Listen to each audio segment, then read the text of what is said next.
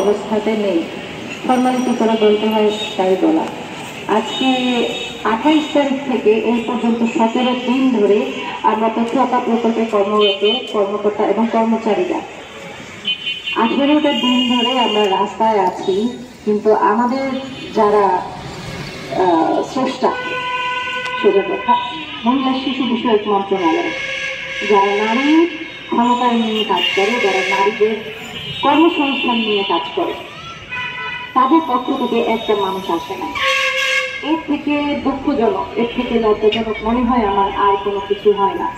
আপনারা জানেন যে আমরা 28 তারিখে যখন এখানে অবস্থান নিয়েছি, তার আগে কিন্তু 26 তারিখে আমরা 26শে মে প্রেস মিটিং করে সরকারের দৃষ্টি আকর্ষণ করার চেষ্টা করছি। সরকারকে একদিনের আলটিমেটাম দিয়েছি, আমাদের কিছু কার্যক্রম আছে, কেন আমাদেরকে প্রয়োজন সবকিছু বর্ণনা করে আমরা প্রধান উপদেষ্টার দৃষ্টি আকর্ষণ করে আমরা একটা সময় দিতে দিয়েছিলাম যে আমাদেরকে নিয়ে আপনারা কি করতে চান এটা আপনারা জানান। কিন্তু 24 ঘন্টা অতিক্রান্ত হয়ে যাওয়ার পরেও কেউ আমাদের সাথে কোনো রকম যোগাযোগ করেন নাই, যার কারণে আমরা 28 তারিখ থেকে আমরণ অনশন কর্মসূচি নিয়ে ইসলামের এই জায়গায় অবস্থান নেই। 4 দিন আমরা তারা না খেয়েছিলাম এবং আমাদের 4-5 জন সহকর্মীকে হাসপাতালে ভর্তি করতে হয়েছে, আপনারা জানেন।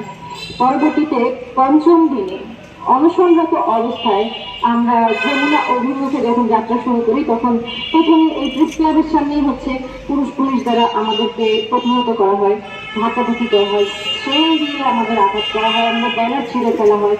এবং তারপরেও যখন আমরা ওনাদেরকে কাটিয়ে যখন আমরা যমুনা অভিমুখে যাই, যখন আমরা কাকরাইল মসজিদ মোড়ে যাই, ওই জায়গাটাতে আমাদের উপরে পুলিশ অতর্কিত হামলা চালায়।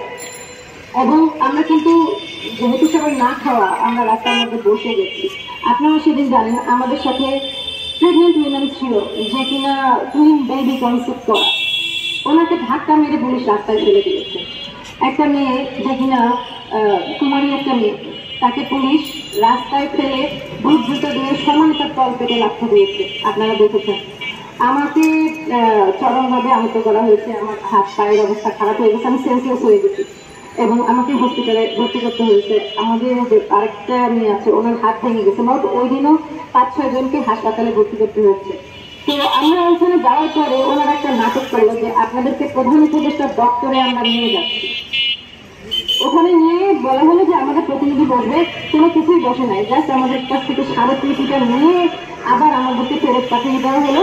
এরপরে আমাদেরকে প্রিজন ভ্যানে তোলা হলো, বাকি যারা ছিল তাদেরকে চলে যেতে বলা হলো, না হলে আমাদেরকে চালান করে দেওয়া হবে, এরকম ভয় দেখিয়ে জাস্ট ছত্রভঙ্গ করে দেওয়া হলো। আমরা যখন ওখানে গিয়েছি, আমাদের হাত থেকে মাইক টেনে নিয়ে ছিঁড়ে দেওয়া হয়েছে, মাইকের তার ছিঁড়ে দেওয়া হয়েছে। দেখেন এটাকে কি বলে? কণ্ঠস্বর রুদ্ধ করা। এমন বাংলাদেশে আমরা এসে উপস্থিত হয়েছি যে আমরা আমাদের কণ্ঠস্বর পর্যন্ত বিস্তারিত করতে পারবো না, আমরা আমাদের মুখের কথা পর্যন্ত বলতে পারবো না, আমাদের কণ্ঠস্বর রোধ করে দেওয়া হবে।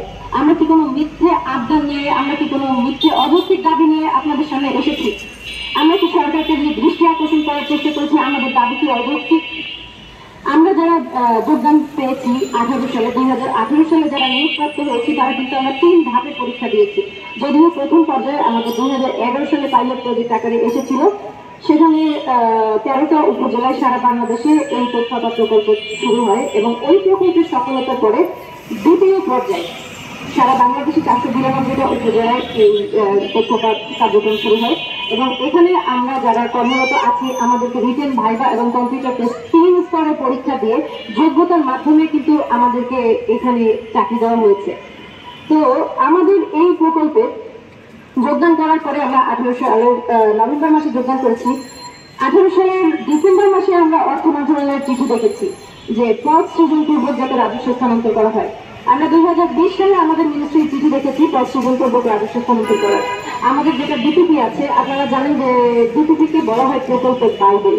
মানে হচ্ছে একটা প্রকল্প কতদিন চলবে, কিভাবে চলবে, কোন প্রসেসে চলবে, কি হবে না হবে, এভরিথিং ডিপিপিতে উল্লেখ করা থাকে।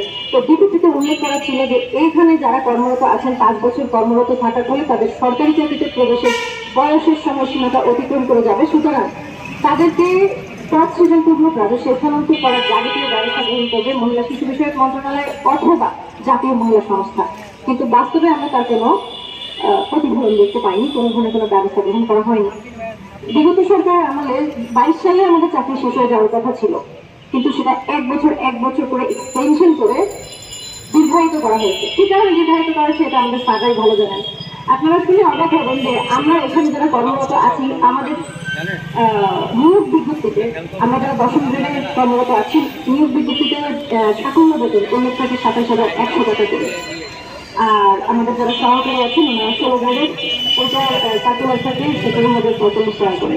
আমরা যোগদান করার প্রথম 3 মাস পর্যন্ত এই বেতনটা পাওয়ার পরে 4th মাস থেকে আমাদের বেতন কেটে 2400 টাকা কমিয়ে কর্মকর্তাদের বেতন করা হয় 24,700 টাকা এবং সহকারীদের বেতন করা হয় 15,650 টাকা। তো আমরা যখন জুম মিটিংয়ে আমাদের প্রধান কার্যালয়ের স্যারদের কাছে এর কারণ জানতে চাই, ওনারা বলেছেন আসলে রাজস্বের যেটা স্ট্রাকচার থাকে, সরকারি কর্মকর্তাদের বসুন্ধরা স্ট্রাকচার হচ্ছে 24,700 টাকা। তো যদি আমাদের এই স্ট্রাকচার থাকে, ওনাদের রাজস্ব স্থানান্তর করানোর ক্ষেত্রে সুবিধা হবে। তো আমরা দেখেন কেউ